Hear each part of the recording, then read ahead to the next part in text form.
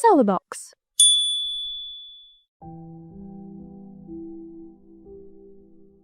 Sa Maynila nakatira si Dana Lane Perez, 23 years old, at anak ng isang businessman.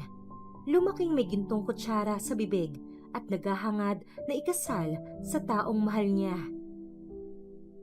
Hindi ba obvious, Dad, na ayaw namin sa isa't isa? Saka, sa dami talaga ng pwedeng ipakasal sa akin, ito pa talagang lalaking to? Sa kabilang banda naman, ay sa Maynila rin nakatira si Darwin Vane Ramirez, 26 years old, at isang CEO. Lumaki sa mayamang pamilya pero mahilig tumulong sa kapwa. It's okay, tita. If that's what she wants, I want her to have it. Parehas ang mundo pero ayaw nila sa isa't isa. May pag-asa pa kayang magbago ang pananaw nila sa isa't isa? May pag-asa pa kayang mahalin nila ang isa't isa? Ating tunghayan ang isa na namang kwento ng pag-ibig na inihahandog ng Inday Siren.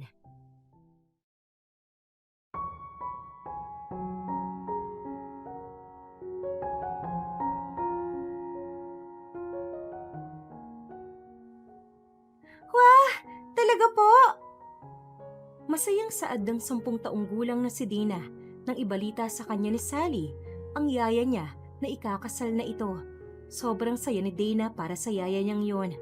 Dahil palagi siyang kinukwentuhan ni Sally kung gaano ka-gentleman ang mapapangasawa niya. Dahil doon ay pinangarap na rin ng dalaga na ikasal sa taong mamahalin niya. Oo, kaya sobrang saya ko rin ngayon. Huwag kang mag-alala dahil sigurado ako na pagtanda mo, makakahanap ka rin ng lalaking mamahalin mo na kinalaunan ay papakasalan mo. Nakangiting saad ni Sally bago niya niyakap si Dana. Sana nga po. Tapos sana po kasing gentleman at bait ni Kuya Renzo yung mapapangasawa ko. Masayang saad niya bago hinaplos ni Sally ang buhok niya. Oo naman, sigurado akong may lalaking gano'n na magmamahal sa'yo.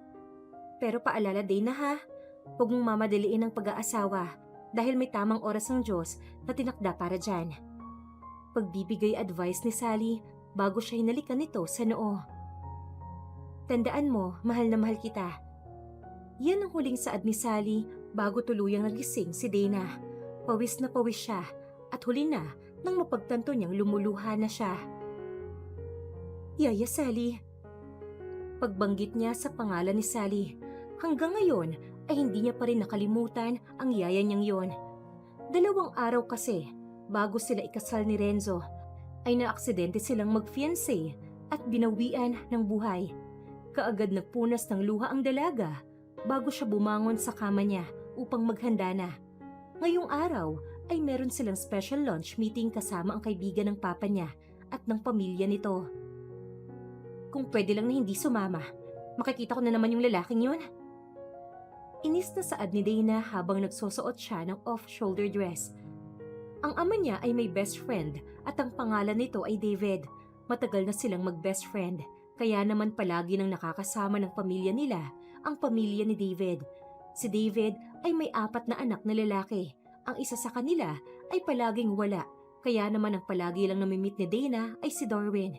Si Darwin ay merong kakambal at ang pangalan nito ay Derek. Ang sumunod sa kanila ay si Erwin, na kasalukuyang nakatira malayo sa kanila. Ganun na rin ang bunso na si Fabian.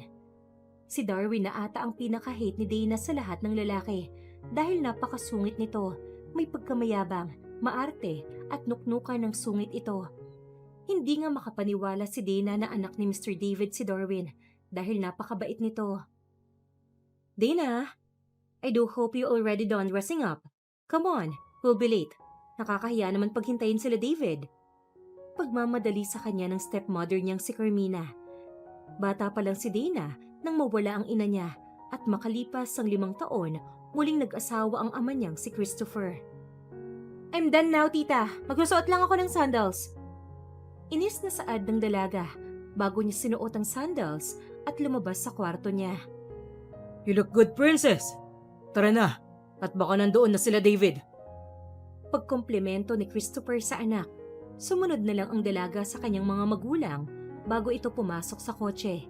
Pagkarating nila sa resort ay kaagad silang sinalubong ng pamilya ni David at binate. Christopher, mabuti at nakarating kayo agad. Namiss namin kayo. Masayang bati ni David bago ito nakipagkamay sa ama ni Dana at nagyakap. Napalunok ng laway si Dana nang makita si Darwin na nakatayo sa tabi ng ama nito. Nakaayos sa puting long sleeves at itim na slacks. Mas lalong bumagay sa lalaki ang pagiging suplado nito na naging dahilan para magmukha siyang may sariling mundo at ayaw kausapin ng kahit sino. Hi Dana. Malamig na bati ni Darwin na may pagkasarkastiko sa kanya. Hi. Matabang niyang sagot habang pinipilit ngumiti ng peke. Nakita ko na naman ang pagmumukha ng lalaking to. Kakakita lang namin na uumay na ako agad. Aniya sa sarili habang peke pa rin nakangiti sa pamilya ni Darwin. Nakita na naman tayo. Agang-aga. Nasusuya na kaagad ako sa pagmumukha mo. Seryosong saad ni Darwin, dahilan para ma-offend ang dalaga. The feeling is mutual, huwag kang mag-alala. Kakakita ko palang sa'yo na susuka na ako. Nakangiting bulong niya para hindi sila marinig ng mga magulang nila. Nagkatinginan na lang silang dalawa ng halos 3 minuto bago sila tinawag ni Christopher para umupo doon sa may table nila. Himala, after ilang months, mas lalo ata siyang gumwapo. Mas define na ang mga panga at mas matikas na ang tindig niya. Sayang talaga. May potential pa naman siya maging asawa ko. Kaso wag na lang dahil nakakayamot ang ugali niya. Mas gugustuhin ko na lang na maging matandang dalaga kaysa paksalan niya, no? Aniya sa isip bago nagsimulang mag-serve yung mga waitress sa kanila at nagsimula na rin silang kumain. Habang kumakain, naramdaman ni Dana ang kakaibang tensyon sa mesa. Para bang ang lunch meeting na ito ay hindi lang simpleng lunch. Tama ang hinala ng dalaga dahil may malaking balita si Mr. David. Chris, now that we're all here naman, shall we tell them our plan in the future? I mean, mas magandang malaman nila ngayon at saka para mas mapaaga na rin ang preparations. Saad ni Mr. David, dahilan para mapakunot ang noo ni Darwin. Napatingin si Dana kay David bago nagtanong. Ano po yun? I guess, it's now or never. Saad naman ni Christopher, dahilan para mas lalong magtaka ang dalaga. Ngumiti si David bago sumagot. Matagal na kaming magkaibigan ng dad mo. We trusted each other at napag-usapan namin na parang gusto na rin naming maging pamilya. That's why we want you, Dana, to be engaged with my son Darwin and soon to get married to each other. Nabitawan ni Dana ang kutsara na hawak niya bago napasigaw. What? Nagkatinginan silang lahat dahil doon. Si Darwin naman ay halatang gulat rin at napakunot ang noo. Wait po, engagement? Hindi makapaniwalang tanong ni Dana. 23 pa lang po ako. Saka parang biglaan naman po ata. What if may girlfriend pala si Darwin? This is not something na po na you can just decide. Tumikhim si Christopher bago nagsalita. Anak, matagal na naming plano to. Sa ngayon, pamamanhikan lang muna. Tapos engagement. You still have time to know each other better bago kayo ikasal in the end of the year. Saad ni Christopher na para bang normal lang ang gusto nilang mangyari. Wow! Just wow, Dad! I can't believe this! How can you both decide on something about us without telling us first? This is just wrong. And you? Magsalita ka nga! Alam kong ayaw mo rin ang desisyon nila. Inis na saad ni Dana bago siya tumingin sa binata. Why are you being like that, Dana? Ayaw niyo ba sa isa't isa? Tanong ni Christopher. Hindi ba obvious, Dad, na ayaw namin sa isa't isa? Saka sa dami talaga ng pwedeng ipakasal sa akin. Ito pa talagang lalaking to? Walang prenong saad ni Dana. Hindi niya na inisip pang magtimpi dahil sobra-sobra na ang gusto ng ama niya. Hindi siya makapaniwalang bigla-bigla itong nagdesisyon nang hindi sinasabi sa kanya. Speak for yourself. Biglang sabat ni Darwin. I don't even know you well enough para sabihing ayaw kita. Pagsusungit ng binata bago siya napatingin sa dalaga. Napatingin si Dana sa lalaki bago peking tumawa. Then congratulations, pareho tayo. Tahimik ang mesa hanggang sa tumawa si David at sinabing, Mukhang interesting ang magiging pagsasama niyong dalawa. Pero about sa hindi niyo pagkakasundo, kailangan niyong ayusin yan dahil sa ayaw at gusto niyo, kayo ang ikakasal sa isa't isa. End of discussion. As of now, let's just consider this as a formal meeting of families. Dahil sa next meeting natin, ay ang pag-aayos na tungkol sa kasal ang gagawin natin. I can't believe this. I don't wanna marry you. Like, ew! Inis na saad ni Dana habang nasa swimming pool area sila. The feeling is mutual, woman. I don't want you. And you're not my type. I like girls who are 5'7" and up tall. Not like you, who is 5'1", kapag naka-heels. You're too small for me, and I'm too handsome for the likes of you. Inis na aniya ng binata bago niya pinitik sa noo si Dana. Aba, ayos ka ha? Akala mo naman napakagwapo mong higante ka. Saka, may problema ka ba sa height ko? Kahit maliit ako, kaya kitang paulanan ng sapak. Galit na saad ni Dana bago nito pinakita kay Darwin ang kamao niya. Dahil sa pangyayari, hindi maintindihan ni Dana kung magagalit ba siya, maiiyak o maiinis lang talaga sa sitwasyon na kinakaharap niya. Pero isa lang ang sigurado siya, at iyon ay ang ayaw niya kay Darwin, at siguradong ayaw rin sa kanya nito. I just got home from France, and dito mo talaga ako pinadiretso? Hindi makapaniwalang saad ni Derek sa kapatid niya na halos gawin ng tubig ang alak dahil nilalaklak niya ito. I can't believe, Mom and Dad. I'm just peacefully running my own company. Tapos, bigla na lang silang magdedesisyon na gusto nila akong ipakasal. And worst of all, doon pa talaga sa pandak na yun. Pagrarant ni Darwin sa kakambal niyang si Derek. Sa dinami-dami ng babae sa mundo, doon pa talaga sa pinakapangit, pinakamaingay, at pinakapandak na babaeng yun pa talaga. Pag-uulit ni Darwin sa tanong niya bago humandusay sa couch ng condo unit niya. Napailing na lang si Derek bago siya naupo sa kabilang sofa at nagbukas ng mineral water. Bro, kakauwi ko lang tapos ganyan na agad ang bungad mo sa akin. Grabe naman yung dramang yan. Natatawang saad ng kakambal niya bago nito kinuha ang mga bote ng alak upang itago na. Seryoso ako, Derek. This is a nightmare. Reklamo ni Darwin bago pinato ang kamay sa noo niya. I don't like her. And she doesn't like me. Eh di malamang, walang kwenta yun. Sabi ni Dad, we need to work something out in our relationship. Dahil wala na daw kaming choice kung hindi ang magpakasal sa isa't isa. Oo na. Sino ba yung malas na babaeng kailangan mong pakasalan? According kay Dad? Natatawang tanong ni Derek. Hindi ka maniniwala kapag nalaman mo kung sino siya. The one and only daughter of Tito Chris. That brat na ang pangalan ay Dana. Gosh, I don't like her. Tapos sa kanya pa ako matatali habang buhay. No! Just no! Aniya na naging dahilan ng pagkawala ng ngiti ni Derek. Why? Bakit si Dane pa? Out of all na pwedeng ipakasal sa'yo, bakit siya pa? May halong galit na tanong ni Derek sa kambal niya. Right, kahit ako ayaw ko rin sa babaeng yun. Puro siya kaartehan at... Hindi na natapos ni Darwin ang sasabihin niya nang mapansin niyang parang galit ang kakambal. Why? Bakit kailangan gawin ni Dad to? At saka, bakit sa'yo pa niya gustong ipakasal si Dana?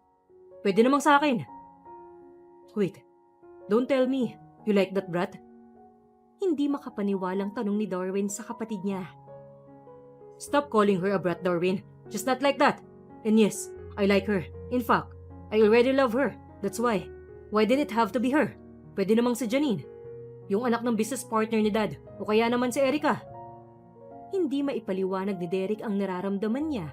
Dahil sa nangyayari, gusto niya ang dalaga pero ayaw niyang ikasal ito kay Darwin. Mas okay pa nga kung si Janine na lang eh. But no. Yun talagang babaeng yun ang gusto nilang itali sa akin. Help me, Derek. I don't wanna marry her. And I'm sure na ayaw mo rin siyang ikasal sa akin. I don't know what to do. Pero kailangan na nating umisip ng paraan dahil aalis ako sa December. May matagal akong business meeting sa Canada at baka almost a year ako doon dahil may iba pang pinapaayos si Dad. Hindi mapakaling saad ni Derek habang nag-iisip siya ng maaari nilang gawin. Wait, that's it. I have an idea, Derek. Ano yun? Aalis ka ng December, di ba? December rin, ang supposed to be wedding namin. What if magpalit tayo? Our parents can even tell us apart, di ba? Tsaka I know na you're a good actor. Wait, are you sure about that? Paano kung mabisto nila tayo? Hindi kumbinsidong saad ni Derek sa gusto ng kambal niya. Come on, Derek. Look at the bright side. Ako na ang pupunta sa Canada at gagawa ng mga trabaho mo doon. While you are here getting married to the girl that you want. Saka magpapalit naman tayo sa mismong kasal na eh. Sa mga wedding preparations and meeting ako muna. Alis ako dito sa mismong kasal mo. Napaisip si Derek sa gusto ng kapatid niya. Tahimik siya habang pinipiga ang plastic bottle ng mineral water sa kamay niya. Ilang segundo rin siyang hindi nagsalita. Pero halata sa mukha niya ang kalituhan at gulo na nararamdaman. Darwin, this is crazy. You know what? Pero okay, fine. Sobrang gulo na kasi nito eh. At kung yan lang ang paraan para hindi kami ikasal kay Dana at maging malapit kami sa isa't isa, then I'm in. Pagpayag niya sa kagustuhan ni Darwin. Ito na lang kasi ang oportunidad na siguradong mapapansin siya ng dalaga. I know, she might hate me right now dahil galit siya sa'yo. Pero gagawin ko ang lahat para mahalin niya ako. At kapag dumating ang araw, ay aaminin ko sa kanya ang lahat. Aniya, bago siyang umiti, dahil sa wakas, mapapalapit na siya sa babaeng gusto at minamahal niya. Yes! Halos tumalon sa saya si Darwin nang pumayag ang kapatid niya. I knew it! Alam kong matalino ka, Twin. This is going to work and pareho tayo magbe-benefit. Makakalaya ako sa lahat habang ikaw naman ay makakasama mo na ang babaeng minamahal mo. Quits lang. Pero kailangan nating planuhin ito ng maayos. As in, step by step, kasi ayoko mabisto tayo. Kapag nalaman nila, baka hindi lang ang kasalang mawala. Patitiwala nila sa atin. At bukod doon, baka magalit pa sa akin si Dane. And I don't want that to happen. We're both handsome and smart, Derek. Pero hindi ko maintindihan kung ano bang nagustuhan mo sa babaeng yun. Aniya, dahilan para sinamaan siya ng tingin ni Derek. Oo na, basta ikaw ang magpapakasal. Ako ang magpapanggap muna sa engagement meetings, photoshoots, family gathering. Tapos sa mismong araw ng kasal, lilipad na ako papuntang Canada. At ikaw na ang harap sa altar. Simple lang. Simple? Paano kung biglang tumabi sa'yo si Dana? Or worse, magka-private moment kayo bago ang kasal? Paano kung may kiss? Easy lang yan. Hindi niya ako gusto, so walang chance na mangyari yan. Hindi niya ako lalapitan. Asahan mo yan. Well, pwede naman na ang ganung bagay kapag kasal na kayo. Malay mo, may in love siya sa'yo. Fine, game na to. Pero may isang kondisyon. Ano yun? Tanong ni Darwin. Huwag kang makialam. Sa oras na magpalitan tayo ng katauhan, ako nang bahala kay Dana. I want to make her fall in love. With me, not with you. Biglang natahimik si Darwin. Fine. Deal. Basta siguraduhin mong hindi mabubuking ang pagpapalit natin. Aniya sa kapatid bago sila muling nag-shake hands. Samantala, sa kabilang banda naman ay kausap ni Dana ang best friend niya. Hindi ko talaga ito matatanggap, Step. I mean, come on. Hindi pa ako nagkakaroon ng boyfriend tapos ang una kong magiging karelasyon ay yung lalaking yun pa? Inis na sabi ni Dana habang naglalakad ng paikot-ikot sa kwarto niya. Girl, bakit parang may kilig ako naririnig sa boses mo kahit galit ka? Pangaasar ng kaibigan niyang si Step habang kumakain ng merienda sa kabilang linya ng video call. Kilig? Step, gusto mo atang masapak kita eh. Tandaan mo, kaya kitang puntahan dyan sa mansyon mo para sapakin. Pagbabanta ni Dana sa kaibigan. Alam mong ayaw ko sa kanya tapos sasabihin mo may kilig. Hindi ko nga siya matawag sa pangalan ng normal eh. Laging si lalaking yun ang tawag ko. Para kasi akong nasusuka kapag binabanggit ko ang pangalan niya. Pero bagay naman kayo, sagot ni Step. Yung tipong enemies to lovers trope ng love story nyo. Baka naman kasi sa kasal nyo pa maramdaman ng spark. Spark? Hindi yun spark. Saka baka, imbes na spark ang maramdaman ko, ay baka makuryente lang ako. Saka there's no way na magustuhan ko siya, no? Pinakaayaw ko sa lahat mayabang. I already told you that. Pero teka, may plano ka na ba? Tanong ni Step, dahilan para mapakunot ng noo ang dalaga. Napahinto si Dana. Plano?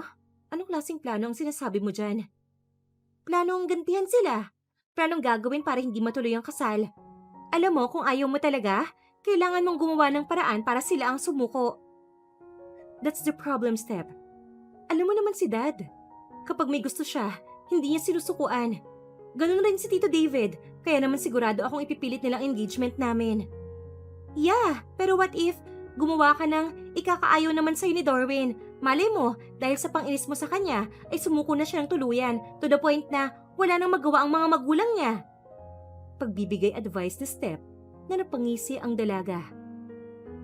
Wait, you're right about that. Tama, show them my best friend kung papaano magalit ang isang Dana Lane. Gawin mo silang katatawanan at inisin mo si Darwin Ramirez. Pagpapalakas ni Steph sa loob niya. Exactly. It's time to mess with Mr. Too Handsome for my height. Tignan ko lang kung hindi siya sumuko sa mga kalokohang gagawin ko. Sagot ni Dana bago nag-crack ng daliri niya. Let the games begin. Nakangising aniya dahilan para maging proud sa kanya ang kaibigan. That's my beshi! Sigaw ni Step bago sila nagtawanan. Sa buong preparation ng kasal ay walang ginawa si Dana kung hindi ang inisin ang binata. Nang papiliin siya ng gown ay kumuha siya ng 10 gown na gusto niyang bilhin. Akala niya mayayamot ang binata pero ang sinabi niya lang ay, "Here's my cord." Aniya doon sa cashier dahilan para mapaasik ang dalaga. Shh! Plan failed. Saka himala, parang ang bait at understanding niya ata ngayon. Hindi bagay. Inis na aniya bago niya tinuro sa mga staff yung 10 gown na gusto niya. At since nag-fail pa ang panginis niya tungkol sa gown, sinubukan naman niyang i-include sa menu ang mga ayaw na pagkain ni Darwin. Almost all of the food here has shrimp, anak. You don't know that Darwin is allergic to that, right? Saad ni Christopher nang makita niya ang mga magiging handa sa kasal ni Dana at Darwin. Oops, I don't know about that. Pero kasi yan ang gusto ko eh. Yan na nga lang po ang isa sa mga kahilingan ko bago ako ikasal. Hindi niyo pa po ako pagbibigyan? Aniya, bago umarting nalulungkot. It's okay, Tito. Sigurado naman akong hindi ako makakain ng food eh. Dahil sa dami ng bisita. Maybe, I'll just eat cake. And sa mismong honeymoon na namin kinagabihan ako kakain. Pag-intindi ni Darwin, kahit ang totoo, ay naiinis na rin talaga siya sa dalaga. Yeah, there's a big cake. With ube filling because that's my favorite. Anak naman! Hindi gusto ni Darwin ng ube. Kahit man lang sa cake, iyaan mo siyang masunod. Pwede namang chocolate na lang o kaya vanilla. Pagtanggi ni Christopher sa kagustuhan ng anak. Be considerate, Dana. Hindi sa lahat ikaw ang masusunod. It's okay, tita. If that's what she wants, I want her to have it. Aniya, na para bang siya na ang pinakamabait na tao sa mundo. Great! Napakabait naman ng future hubby ko. Aniya, bago siya yumakap kay Darwin, kinilig naman ang mga magulang nila dahil sa ginawa ng dalaga. I hope mahimatay ka sa gutom sa kasal natin. Saka kahit ayaw mo sa ube, pipilitin kitang kumain sa harap nila. Good luck being my future husband. Bulong niya, bago niya nginitian ng peke ang binata. Don't worry, I will treat you right, my future wife. Pangaasar ni Darwin na naging dahilan ng pamumula ng dalaga. Hindi lang yan ang mga panginis na ginawa ng dalaga. Bukod dyan, ay pinabili niya pa sa binata ang pinakamahal na alahas na susuotin niya sa kasal. Hiniling niya rin na ang gusto niyang sandals ay yung kalalabas ng nalubutan wedding shoes na nagkakahalaga ng $1,895 na kapag kinonvert mo sa peso ay nasa 100,000 pesos na kinakailangan pagpuntahan ng binata sa France dahil sa main branch lang available ito. Besh, hindi ba abuso na yan? 10 wedding dress na almost 3 million ang presyo kada isa? Tapos yung lubutan na limited edition? And worst of all, ang pagkain pa talaga na balak mong ihanda sa kasal niya ay yung kung saan siya may allergies? That's too much! Paninermo ni Steph sa kaibigan niya nang kinukwento nito ang mga nangyayari. So what? Saka kung ayaw niya, pwede naman siyang tumanggi. Pero hindi ba? Hindi naman siya tumatanggi. Ibig sabihin lang yan, kaya niya. At isa pa, kung gusto niya i-postpone ng kasal, edi gawin niya. Wala akong pakialam. Hindi mo talaga siya gusto, no? Sayang, bagay sana kayo. Yuck! Kilabutan ka nga, Stephanie. Of course not. Sa tingin mo gugustuhin ko ikasal sa lalaking pinili lang para sa akin ng parents ko? I'm just making this whole thing memorable. Yung tipong hindi niya makakalimutan kung halimbawang mag-divorce kami. At kung masira man siya emotionally after this, hindi ko na problema yun. Grabe ka, Besh. Kung ako kay Darwin, matagal na akong umatras. Eh, hindi naman ikaw si Darwin eh, at hindi siya umaatras. That's what makes it fun. Parang game na tinitignan ko kung kailan siya susuko. Hindi ko na alam ang gagawin ko sa'yo. I just hope na maging maayos ang kasal niyo. Buntong hiningang saad ni Steph. Maayos na ang lahat ng preparation at dumating na ang araw ng kasal nilang dalawa. Kasalukuyang nakaayos na si Dana sa gown na pinili niya doon sa 10 at suot ang Louboutin wedding heels. Malungkot siyang nakatingin sa sarili mula sa may salamin. Ito na ba talaga yun? Okay lang ba talaga sa akin na ganito ang mangyari? Sunod-sunod na tanong niya sa sarili nang bigla niyang naalala ang sinabi sa kanya ni Sally nung bata pa siya. Palagi mong tandaan, Dana, na ang dapat mong pakasalan ay ang taong minamahal mo. Huwag ang ipagkasundo sa'yo dahil mahirap bumuo ng pamilya lalo na't hindi mo naman mahal ang taong makakasama mo habang buhay. Yan ang isa sa mga paalala ni Sally sa kanya dahil alam nito ang ilang mga posibleng mangyari paglaki ng dalaga. Pero paano ko gagawin yon kung hindi naman ako papakinggan nila, Dad? Sa totoo lang, ay ayaw ko pang magpakasal. Malungkot na saad niya sa sarili nang biglang bumukas ang pinto. Iha, tara na. Nasa labas na ang kotse na maghahatid sa'yo sa simbahan. Saad ni Yaya Marie, ang pumalit kay Sally bilang yaya niya.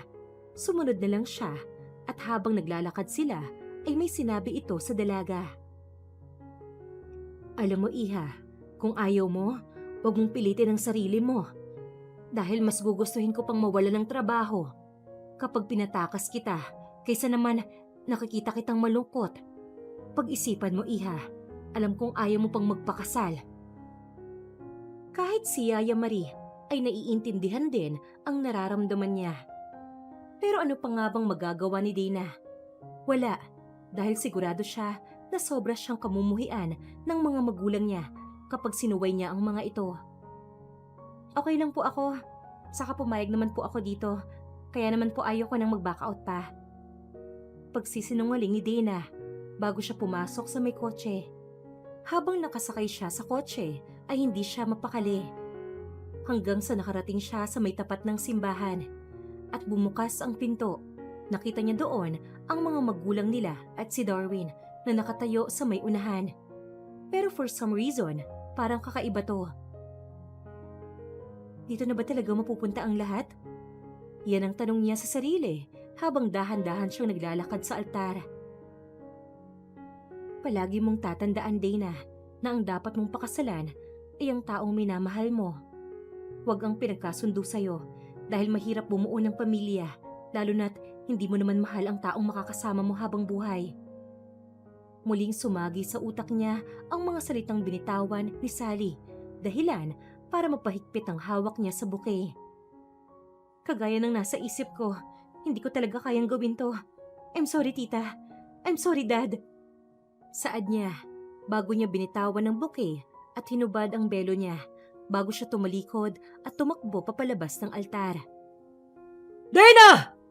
Sigaw ng ama niya, pero hindi na siya tumingin pabalik.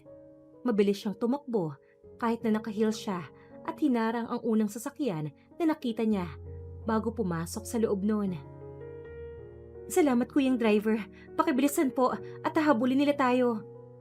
Pakiusap ni Dana bago niya pinagsiksikan sa kotse ang gown niya. Removable naman to eh. Dapat tinanggal ko na pala. Pero kasi ang inappropriate kung maghuhubad ako sa harap ng altar. Thank you dahil pinasakay mo ako, kuya, ha. Pagpapasalamat niya doon sa driver bago siya napatingin sa katabi niya. Anak ng palaka! Darwin, anong ginagawa mo dito? Paano ka nakasakay? Bakit mo siya pinasakay, kuya? Siya nga itong tinatakbuhan ko eh. At saka, bakit ang bilis mo ata magpalit ng damit? Ma'am, kanina pa po nakasakay si sir. Kayo lang po yung nakapasok dahil binilisan ko po ang pagmamaneho. Pero imposible yun. Si Darwin to. Nakita ko lang siya doon sa loob ng simbahan eh. Wait, baka doppelganger ka lang niya. Shh! Bakit kasi sumakto yung pagdaan mo dito eh? Now, problema na naman kita. I almost thought na makakaalis na ako at makakalayo sa'yo. Inis na saad ng binata, dahilan para singkitan siya ng mata ni Dana. Yeah, it's me, Darwin. No, that's impossible. Nakita lang kita doon sa loob kanina. Ano, nag-teleport ka papunta dito sa kotse? Ikaw ha? Huwag mo akong pinagloloko. I'm not lying to you. It's me, Darwin. That guy is my brother. Twin brother. Sigurado akong hindi mo pa siya nakikilala noon. Pero yeah, may kakambal ako. Palagi siyang wala dito sa Pilipinas dahil may inaasikaso siya sa ibang bansa. And unexpected, he likes you. And I don't. Kaya naman, we decided to switch places. Pagpapaliwanag ni Darwin, dahilan para mainis sa kanya si Dana. How could you? If you don't want to marry me, you could have just said so. Hindi yung sa ibang tao mo pa ako ipapakasal. Now, because of what you did, it's your responsibility na isama ko paalis ng bansa because there's no way na babalik ako doon para pakasalan yung kakambal mo. Inis na aniya bago siya nanahimik. Nang makarating sila sa airport, ay nagpalit lang siya ng damit at sumakay na sila sa private plane ni Darwin. Pagkaupo nila sa loob ng private plane, ay tahimik lang si Dana. Nakatingin lang siya sa labas ng bintana habang pinipigilan ang mga luhang gustong tumulo. Si Darwin naman ay halatang naiilang at hindi rin alam kung paano sisimulan ang usapan nila. Hindi ko rin naman gusto tong setup na to eh. Simula pa lang. Mahinang saad ni Darwin habang pinagmamasdan ang dalaga. Then, why didn't you say no? Pwede ka namang tumanggi. Pwede mong sabihin sa parents mo na ayaw mo. Hindi yung naghanap ka pa ng kapalit para lang matakasan to. Para mo akong pinasa sa iba na parang gamit.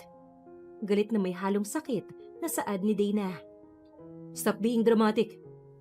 Hindi naman natuloy yung kasal, di ba? Kahit na nagigilty si Darwin, ay hindi niya talaga mapigilan ang pagiging masungit niya. Pero hindi lang siya kay Dana nagigilty. Nagigilty rin siya kay Derek dahil parang pinaasa niya lang ang kapatid. Kinaumagahan ay tumawag si Derek kay Darwin. Binalita nito ang nangyari at akmang sasabihin na sana ni Darwin na kasama niya si Dana ay pinigilan siya ng dalaga. Dahil doon ay nagpanggap na nabigla si Darwin. Nagpatuloy ang paghahanap nila Derek sa dalaga kasama ang magulang ng dalaga at mga magulang nila ni Darwin. Akala ko ba maayos na? Bakit parang balak mo pang sabihin na kasama mo ko? Ganyan ka ba talaga kasama? I know that you didn't want to marry me. But please, just don't let them know where I am. I just want a peaceful life. Sana mapagbigyan mo ko. Inis na saad ni Dana bago niya iniwan ang binata doon. Simula nang sa Canada na sila nanirahan, ay halos walang araw na hindi sila nagbabangayan. Halos lahat na lang ata ng bagay ay hindi sila magkasundo. Sa ulam, sa mga grocery days, pati na rin sa kung sino ang magluluto. Pero may isang bagay talaga na palagi silang nagkakasundo at ito ang pagtulong sa kapwa. May pagkamasungit man si Darwin pero ang isa sa mga pinakagusto niyang ginagawa ay ang pagtulong sa kapwa. Hindi lang sa Pilipinas, marami ang taong naghihirap, pati na rin sa ibang bansa kasama ang Canada. Darwin and Dana, you're here again. Thank you for helping us here in the soup kitchen. Masayang pagbati ng kaibigan nilang Canadian nang makarating sila sa soup kitchen. May daladalang mga groceries si Darwin na kanilang lulutuin upang ipakain sa mga homeless people. Are you Miss Dana and Mr. Darwin? Tanong ng isang batang medyo marumi at halatang homeless rin. Yes, beautiful. Why? Tanong ni Dana pabalik. Nothing. I just want to thank you for always donating food and money to the soup kitchen. Because of you two, my whole family is able to eat delicious food every day. Oh, you're welcome. Although, I think we didn't do so much to be thanked like this. Pagpapakumbaba ni Dana. She's right, Dana.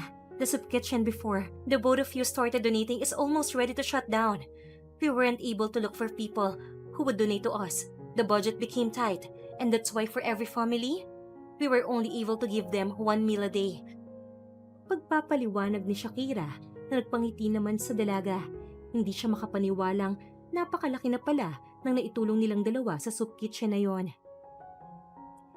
Iba talaga ang saya kapag nakakatulong, no? Yung ngiti pa lang nila, nung nakikita kong kumakain sila, it's enough to make my day. Masayang saad ni Dana habang naghuhugas siya ng mga kaldero. I know, right? We are lucky. Nasa mayamang pamilya tayo sinilang. Ito yung mga klase ng pangyayari na hindi nabibigyan pansin ng mga mayayaman. Well, they drown themselves with luxury things. There are other people na naghihirap at walang makain. I'm glad na kahit papano, nakakatulong tayo sa mga taong nangangailangan. Saad naman ni Darwin bago ito nagpunas ng pawis. Ma'am Dana, Sir Darwin, ano pong ginagawa nyo? Sobra-sobra na po ang ginagawa nyo. Kami na po ang bahala sa paglilinis. Magpahinga na po kayo. Saad ng isa rin sa mga volunteer na Pilipino sa Canada na si Cherry. Okay lang, Cherry, ano ka ba? Saka, hindi pa naman kami masyadong pagod eh. Hay nako, kahit pa po hindi kayo pagod, kayo na nga ang lagi nagbibigay ng tulong eh. Pati ba naman gawaing kusina, kayo pa rin? Aniya ni Cherry sabay tawa. Bago nagpasukan sa kusina, ang iba pang mga volunteer.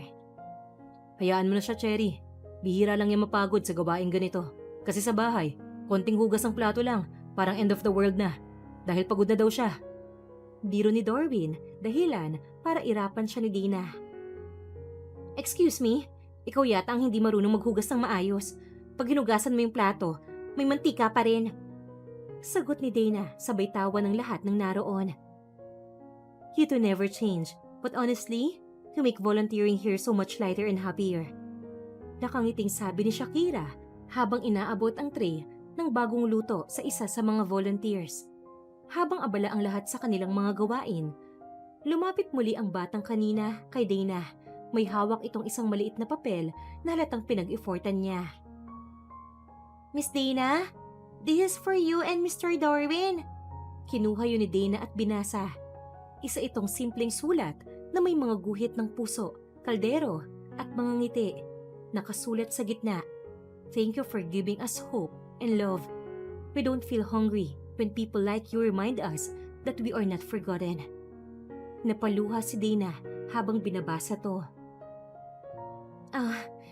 This is the best letter I ever received. Thank you, sweetheart. Aniya, sabay yakap sa bata. Alam mo, Dana, minsan naiisip ko, kahit na palagi tayong nag-aaway at naiinis ako sa'yo. I'm thankful na kasama kita sa mga ganito. Swerte ka at ako ang partner mo sa pagtulong, no? Biro ng dalaga habang pinupunasan ng luha. Swerte tayong dalawa sa isa't isa, kahit magkaiba tayo sa maraming bagay.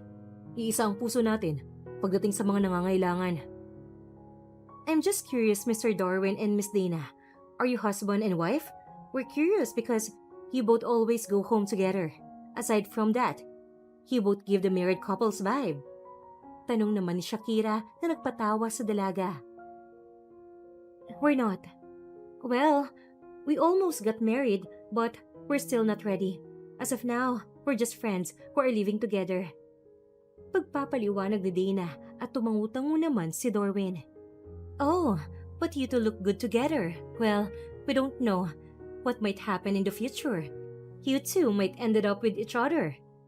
Nakangiting Aniya dahilan para mapatingin sa isa't isa si Darwin at Dana. Maayos naman ang paninirahan nila sa Canada. Hanggang sa isang gabi, ay bigla na lang naiyak ng sobra ang dalaga. Namiss niya na kasi ang kapatid niya. Gustong-gusto niya nang bumalik pero wala siyang magawa. Are you okay?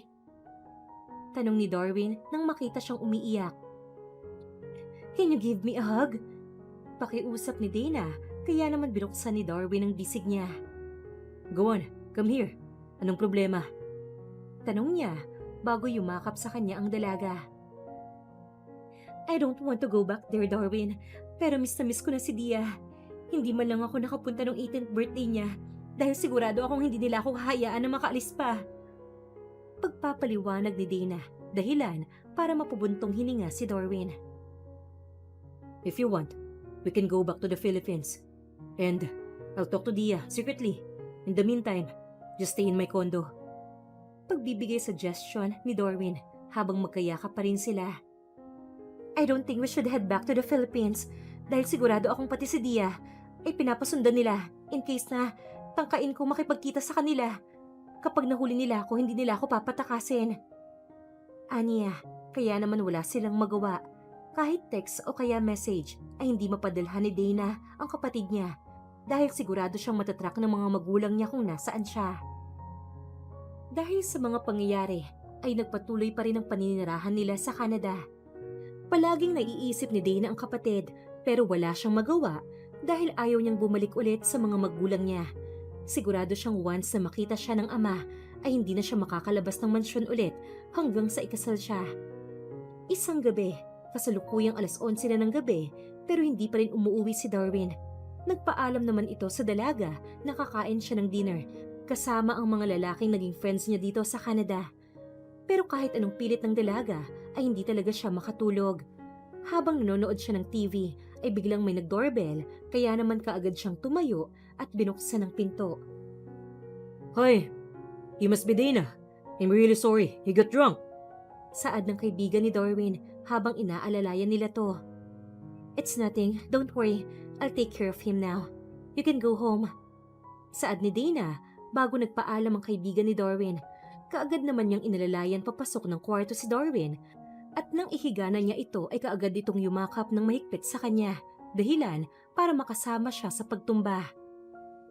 Ang bigat mo, Darwin. Musod ka ng konti, tatayo ako. Aniya, habang pinipilit niyang itulak ang binata. No. Yun lamang ang sinagot ng binata bago niya tinitigan ng mga mata ni Dana. Now that I think about it, if I successfully leave Philippines, at that time, you must be married to my brother now. This is not the time para magsisi ka na sinama mo ako dito. Patayuin mo na ako at inaantok na ako. Aniya, at akmang tatayo na siya nang muli siyang hiniga ni Darwin. No, hindi ako nagsisisi na sinama kita rito. Nagsisisi ako na nakapagpalit pa ako sa kambal ko. Kung hindi ako nakapagpalit sa kanya, baka kasal na tayo. Tapos, masayang naninirahan ng mag-asawa. Lasing na saad niya bago niya pinatong ang ulo niya sa dibdib ng dalaga.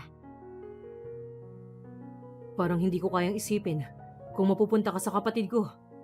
Why don't we just go back to the Philippines and told them and then get married? Aniya, dahilan para mamula si Dana. Ang dami mong hanash. Di wag mong isipin, basic. Aniya, pero nagulat na lang siya nang hawakan ni Darwin ang kamay niya. Hindi ako nakikipaglokohan, Dana Lane. What I'm saying is true. Seryosong saad ng binata. Nakatitig sila sa isa't isa. Ano bang sinasabi niya? At bakit ganito ang nararamdaman ko? Don't tell me. Kinikilig ako sa mga sinasabi niya. No! Sigaw niya sa sarili nang hawakan ng binata ang panga niya. Hindi na nakapagsalita ang dalaga nang halikan ni Darwin ang kanyang mga labi. Dahan-dahan ang paggalaw ng kanilang mga labi bago bumitaw si Darwin. At akmang ang leeg na ni Dana ang hahalikan niya nang itulak siya ng dalaga bago ito kumaripas ng takbo papalabas ng kwarto niya. Oh no! Hindi na makatarungan to sa amin. Kung kaibigan lang kami, bakit may pagganon? Parang kung hindi ko nga siya pinigilan ay may mangyayari sa amin ngayong gabi. Gosh, Darwin! Ano bang ginagawa mo sa akin? Inis na saad ni Dana bago siya pumasok ng kwarto niya upang magpahinga. Kinaumagahan ay nagising si Dana at napagtanto niyang 9:00 na pala. Hala! Late na akong nagising! Aalis nga pala kami ng 10:00. Hindi pa ako nakakapagluto. Aniya sa sarili bago nagmamadaling bumangon at tumakbo papalabas ng kwarto. Oh, gising ka na pala. Good morning. Pagbati sa kanya ni Darwin na kasalukuyang nagluluto ng omelette. Just sit down.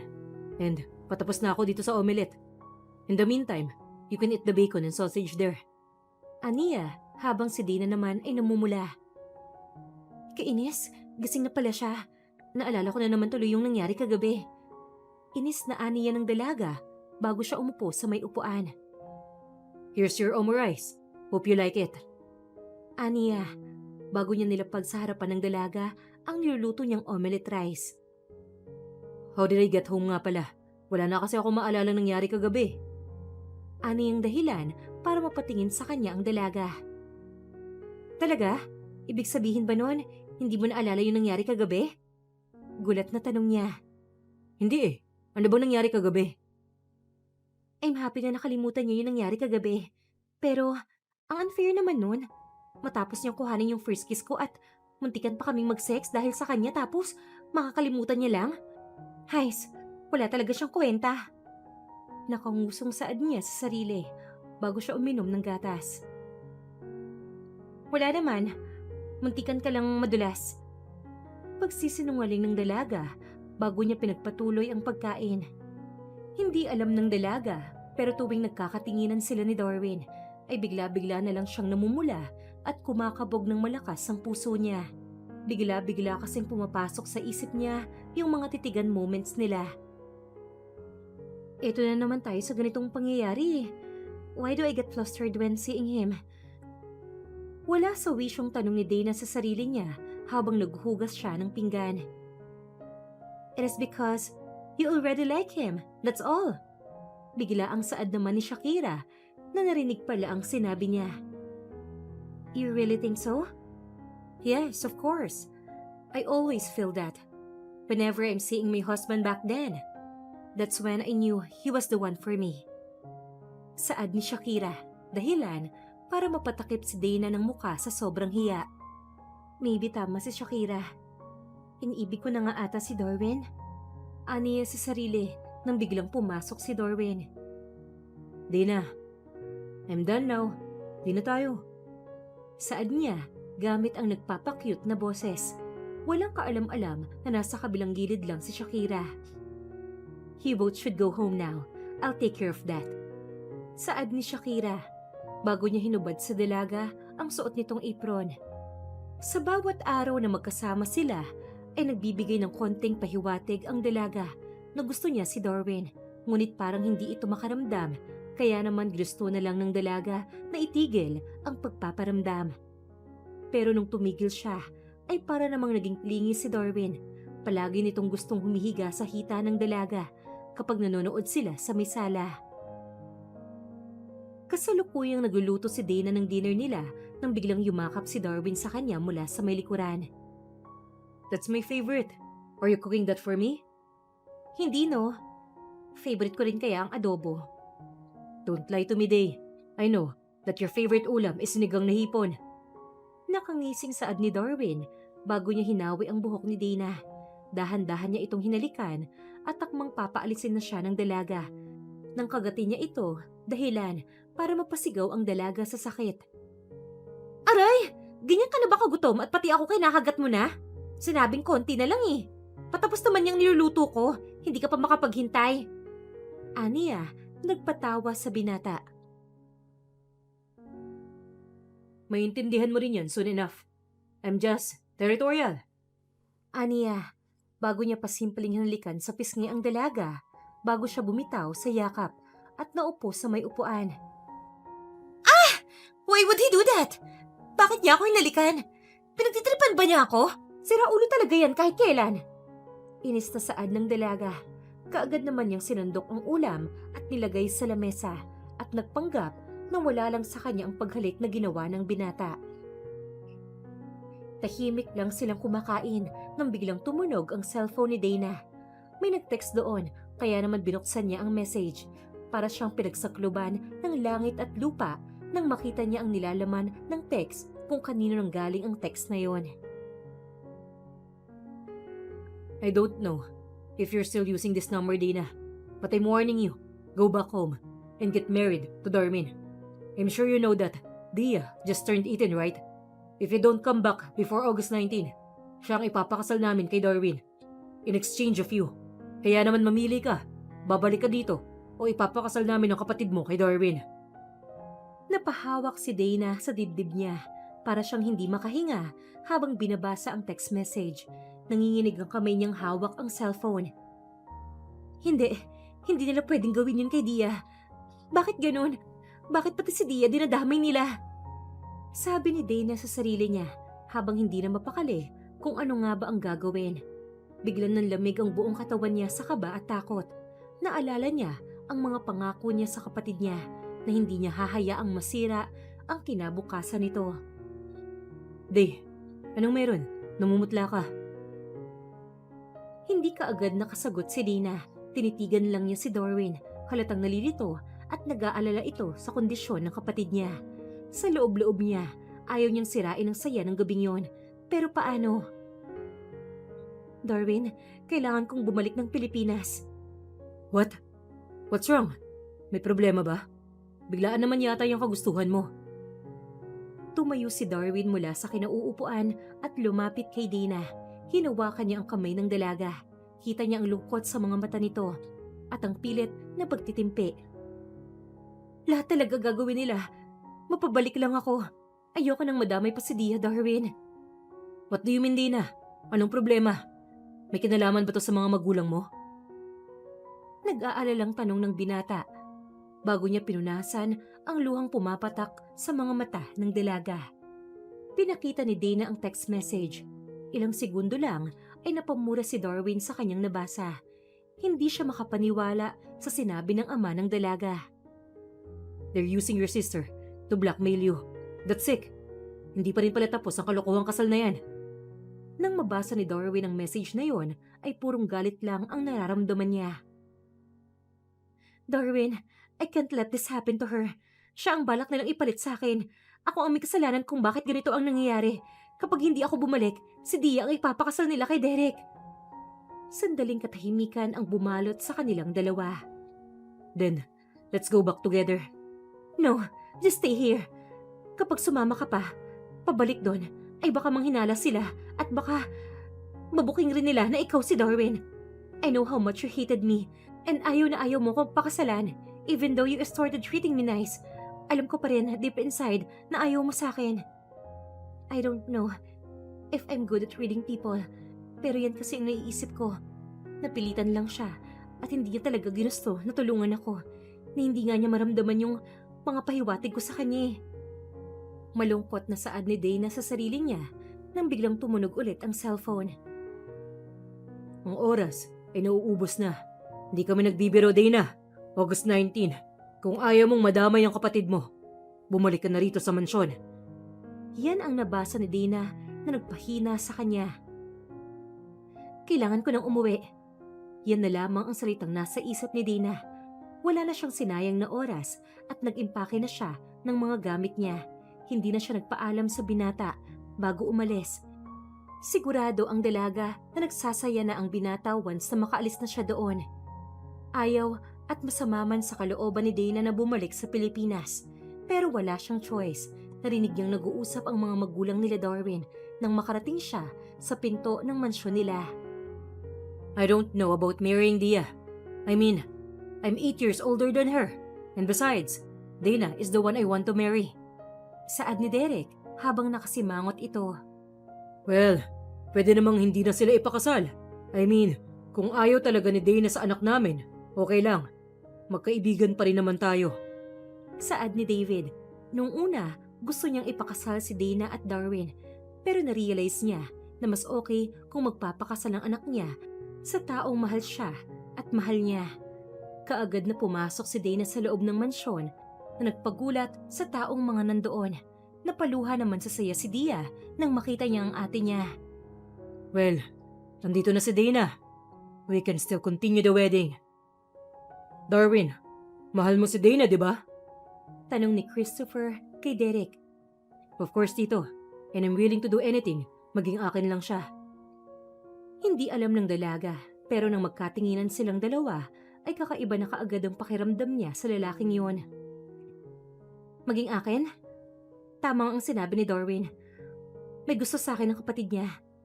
Magkamukhang magkamukha sila. Pero bakit hindi tumitibok ang puso ko sa kanya? Dahil ba hindi siya si Darwin? O dahil ba alam ng puso ko kung sino talaga ang taong minamahal ko? Malungkot na tanong ni Dana sa sarili niya. I don't know why my dead body want me to marry Darwin. Can't I just marry who I want? Tanong niya sa sarili bago siya humiwalay sa yakapan nila ni Dia. Ate, I'm glad that you're okay. Akala ko napahama ka na. Lumuluhang saad ni Dia. I'm here na, Dia. You don't have to worry about marrying him. You're too young para sa kalokohan ng mga magulang natin. Saad ni Dana bago niya hinawakan ng kapatid sa balikat. You're finally back. And I can't believe that you had the nerve to make me wait for almost 8 months, huh? Bulong ni Derek sa dalaga, halatang may halong galit. Alam kong hindi talaga siya si Darwin, pero hindi ko masabi dahil mabubuking ang pagtakas ni Darwin. Inis na saad ng dalaga bago siya tumingin kay Derek nang walang emosyon. Huwag kang mag-alala dahil hindi na ako aalis. Dad, okay lang po ba kung magpahinga po muna ako? I'm tired from my flight. Pakiusap niya, pumayag naman ang ama niya at nagtungo na siya sa kwarto niya. Ever since nung bumalik si Dana sa mansyon nila, ay halos araw-araw nang nandoon si Derek. Minsan pa nga ay doon pa ito nakikitulog. At sa kwarto pa niya na kinakainis naman ni Dana. Kinausap niya ang dad niya tungkol dito, pero sinabi nito na okay lang yun dahil ikakasal na rin lang naman sila soon enough. Dito ka na naman matutulog sa kwarto ko? I mean, hindi pa naman tayo kasal at all. I just want to be alone right now. Hindi na natapos ni Dana ang sasabihin niya nang hawakan ni Derek ang mga kamay niya ng mahigpit. Why are you being so difficult, Dana? Ikakasal na rin naman na tayo ah. Kaya bakit may pagganyan-ganyan ka pa? Kahit anong gawin mo, wala ka nang taka sa akin. Ikakasal tayo, sa ayaw at sa gusto mo. Kaya huwag ka na mag-inarte at matulog ka na dyan. Inis na saad ni Derek bago siya padabog na nahiga sa kama. Habang lumilipas ang araw, ay papalapit na ng papalapit ang kasal nila. Bukod doon, ay hindi pa ulit nakakausap ni Dana si Darwin ever since na umalis siya doon sa Canada. Bukod doon, ay hiniling ni Derek na sa mansyon na nila patirahin si Dana para magkaroon raw kuno ng quality time. Pumayag naman kaagad ang ama ni Dana, kaya walang nagawa ang dalaga.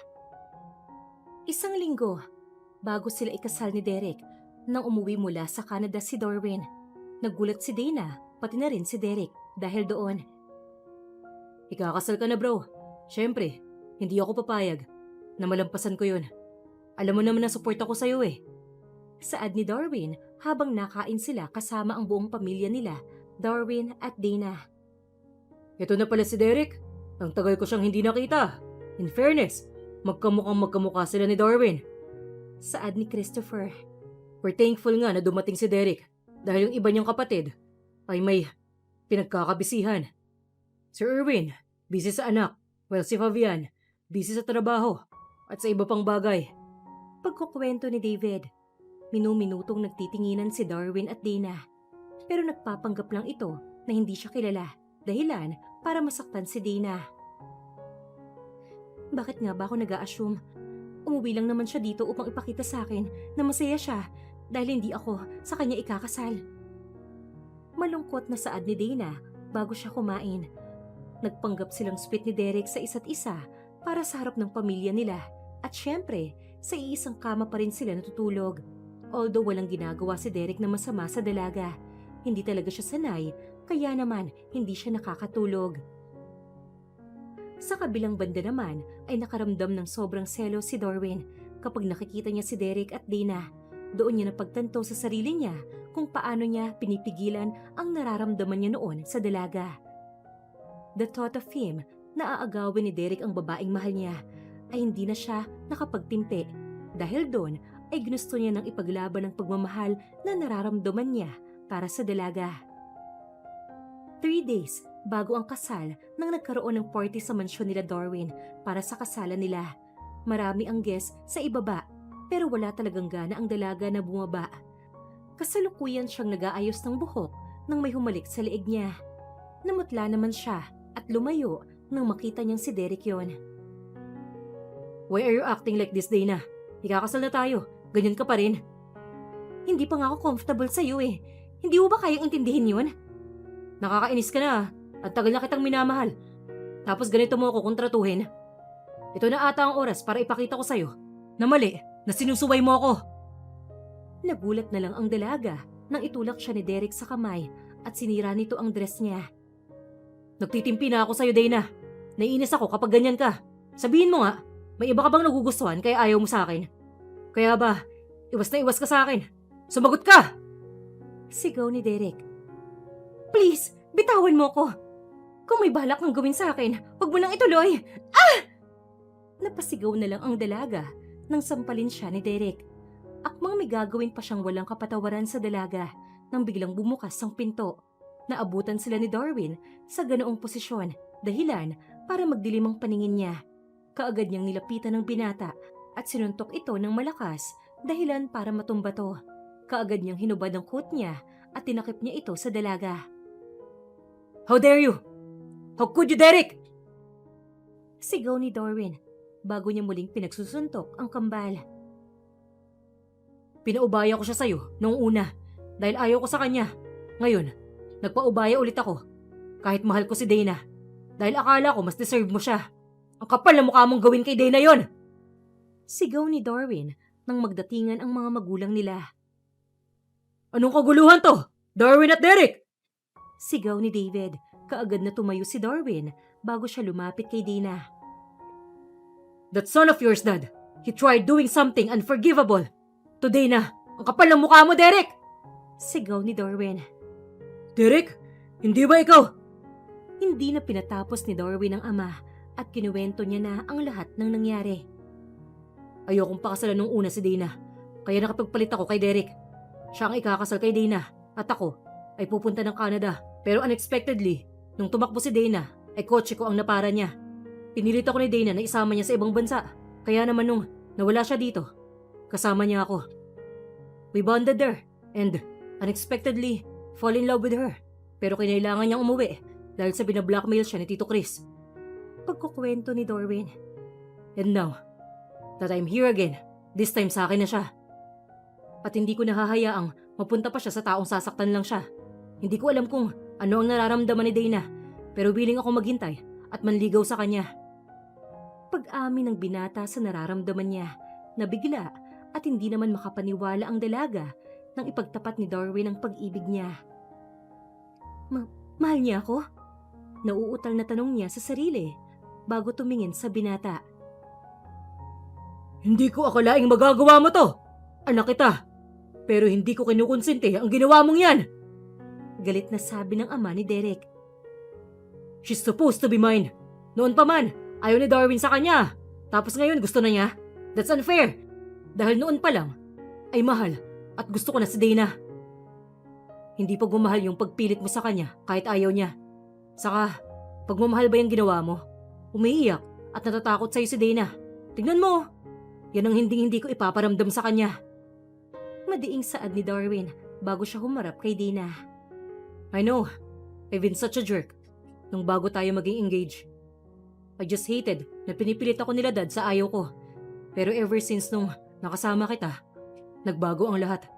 The way we love doing the same things. The way you always support me. And the way you smile at me. I love all of them. I love you too. Saad naman ni Dana bago niya hinalikan sa labi si Darwin. Nag-walk out naman si Derek nang dahil doon. Salamat at dumating ka sa tamang oras, anak.